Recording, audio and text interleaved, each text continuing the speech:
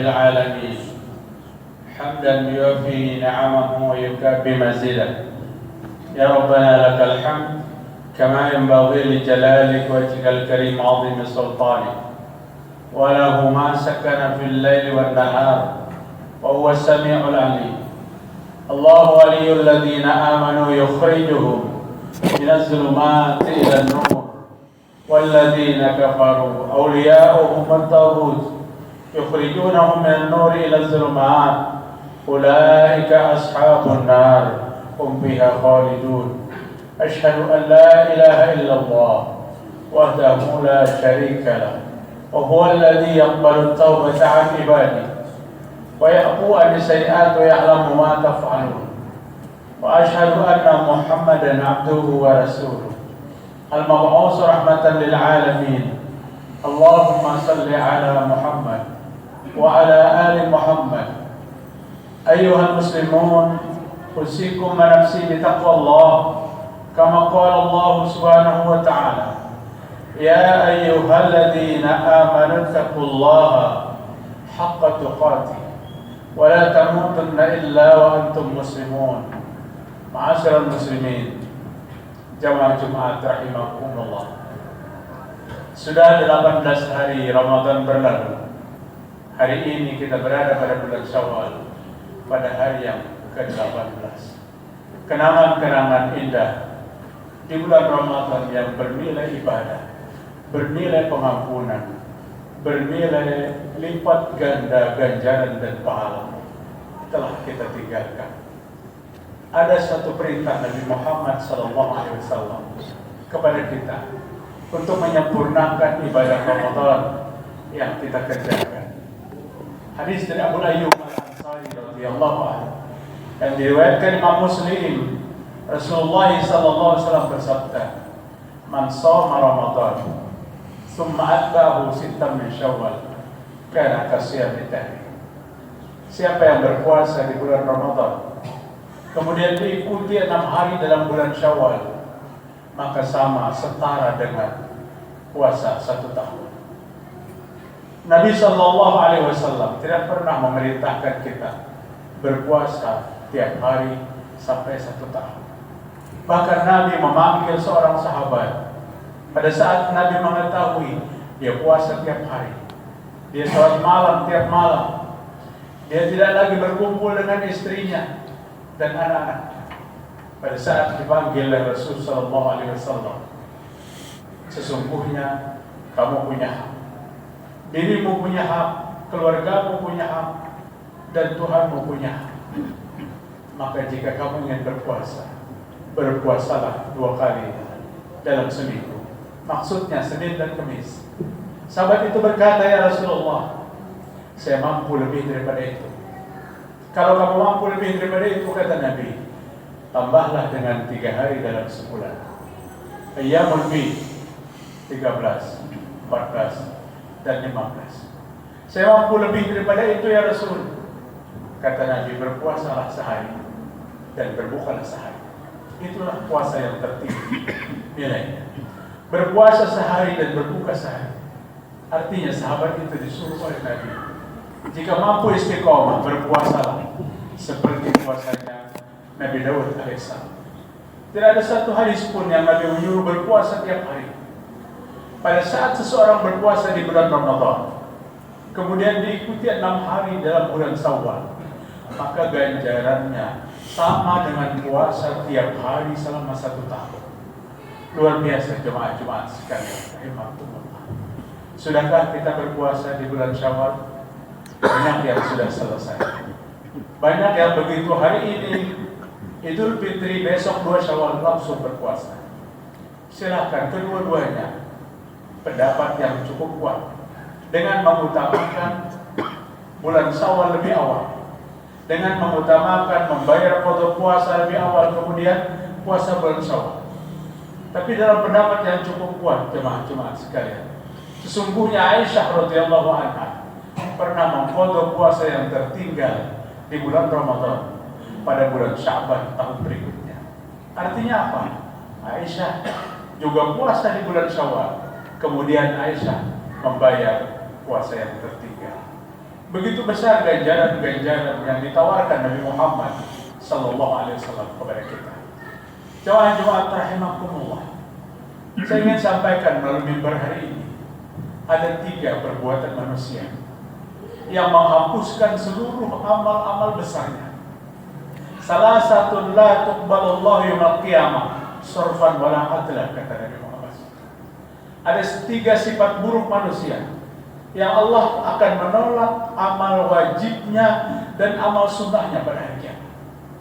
Kalau kita melihat beberapa hadis yang membuat fadilat-fadilat besar dalam ibadah, tertariklah kita untuk melaksanakannya dengan ganjaran-ganjaran yang besar dan sahih sampai kepada kita. Tapi pada hadis yang terakhir saya sampaikan ini, ada 3 perilaku manusia yang akan menghancurkan semua nilai ibadah. Baik ibadah itu wajib, jemaah-jemaah, atau ibadah itu sunnah. Sahabat bertanya kepada Nabi Muhammad SAW, apa yang dimaksudkan 3 sifat buruk itu? Yang pertama, kata Nabi, al-aqun, anak yang durhaka kepada kedua orang tua. Anak durhaka kepada kedua orang tua akan menghapus semua nilai ibadahnya. Suatu hari datang seorang laki-laki kepada Nabi Muhammad SAW. Ya Rasulullah, inni syahidtu an la ilaha illallah wa anna Muhammad Rasulullah. Wahai Rasulullah, saya bersahadat asyhadu an la ilaha illallah dan asyhadu anna Muhammad Rasulullah. Artinya dia Islam. Dan saya sholat 5 waktu ya Rasul. Saya menunaikan zakat ya Rasul. Saya berpuasa ya Rasul. Saya sholat malam ya Rasul. Nabi menjawab cerita sahabat itu. In mita'la hadza, kata Nabi. Jika kamu mati pada saat kamu melakukan seperti itu, ba'athahu Allah yaumil qiyamah ma'an nabiyyin was-siddiqin wasyuhada was-shalihin. Hari kiamat nanti kamu akan dibangkitkan bersama para nabi-nabi. Hari kiamat kamu dibangkitkan bersama orang solih, orang mati syahid, orang yang benar imannya. Bergembira sahabat itu mendengar kabar yang Nabi sampaikan. Tapi di penghujung hadis Nabi tutup, malam ya uqali walidayhi, asal kamu bukan anak durhaka kepada kedua orang tua. Jika kamu anak durhaka kepada kedua orang tuamu, maka syahadatmu, sholatmu, zakatmu, puasamu akan hancur berantakan, akan kehilangan nilai ganjaran dan pahala. Jemaah rahimakumullah, taat seorang anak yang taat kepada kedua orang tua, kita menganggap itu adalah sesuatu biasa, satu hubungan kemanusiaan yang harus tercipta. Padahal ketaatan anak kepada kedua orang tua satu perintah besar daripada Allah SWT. Jika anak itu taat, dia akan terima ganjaran-ganjaran besar daripada Allah. Jika anak itu durhaka, dia akan berhadapan dengan hukum-hukum Allah yang amat berat. Al-Quran senantiasa menyandingkan wa qadara rabbuka alla ta'budu illa iyyah wa bil walidayni ihsana. Pada ayat 36 surah An-Nisa, wa'budullaha wa la tusyriku bihi syai'an wa bil walidayni ihsana. Allah memerintahkan kepada kita untuk tidak menyembah sesuatu kepada selain Allah. Tapi perintah berikutnya, berbuat baiklah kepada kedua orang tua. Jamaah Jumat, seorang laki-laki dengan pilu penampilannya, loyo menghadap kepada Nabi, dan laki-laki itu berkata, ya Rasulullah, kedua orang tua saya sudah wafat. Adakah lagi kesempatan saya untuk berbakti kepadanya? Mungkin dia dulu belum sempat berbakti di waktu orang tuanya masih hidup, atau mungkin orang tuanya mati pada saat dia masih kecil, sehingga dia meminta, jelaskan kepada Nabi, adakah kesempatan saya berbakti kepada kedua orang tua saya, sementara kedua orang tua saya sudah wafat. Rasulullah SAW jelaskan kepada laki-laki itu, sangat banyak kesempatan-kesempatan itu yang bisa dilakukan sebagai akhir taat. Yang pertama, berdoalah doa yang baik dan mintakan ampun kedua orang tua kita. Saking pentingnya memintakan ampun kedua orang tua kepada Allah. Allah yang ajari caranya dalam Al-Quran. Al-Quran menyebutkan ada satu istighfar yang lengkap untuk diri kita dan orang tua kita. Apa istighfar itu? Rabbighfirli wa liwalidayya warhamhuma kama rabbayani shaghira.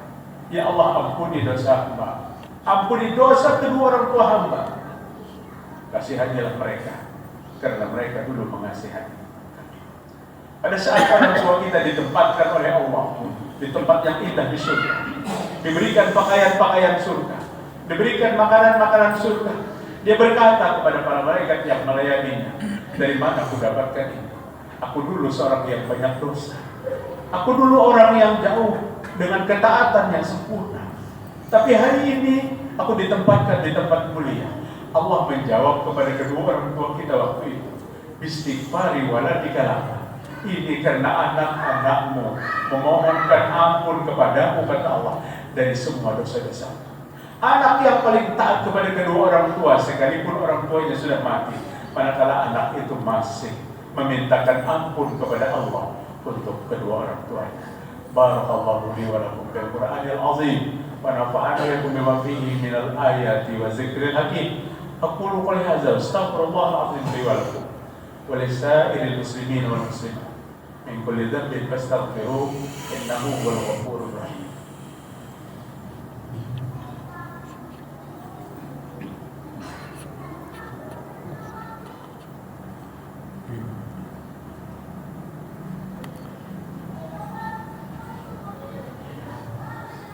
Alhamdulillahilladzi amarna bittaqwa, asyhadu an la ilaha illallah wahdahu la syarika alladzi nahana 'an ittiba'il hawa, wa asyhadu anna Muhammadan 'abduhu wa rasuluhu alladzi nanalu al-martabatal ulya wal manzilatal quswa. Amma ba'du fa ibadallah, usikum wa iyyakum bittaqwallah.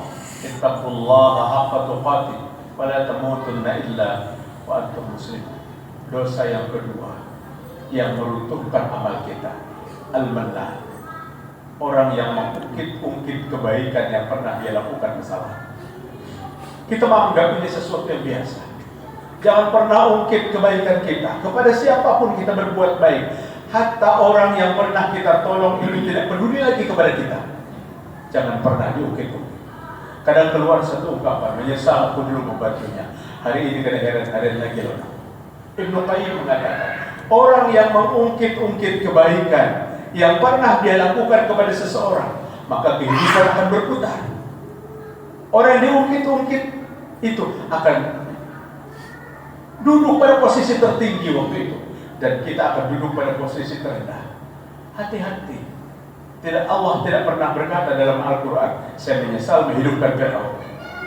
Allah tidak pernah berkata dalam Al-Quran, saya menyesal memberi rezeki Namrud. Semua itu berdusta, semua itu membohong, semua itu orang durhaka kepada Allah Subhanahu wa taala.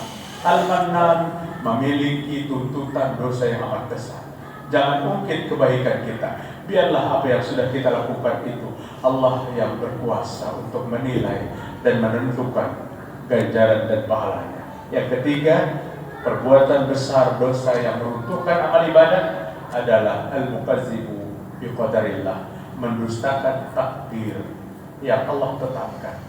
Manakala kita hidup berbeda, itu adalah salah satu hikmah yang besar dalam hidup kita. Allah yang menentukan kehidupan itu.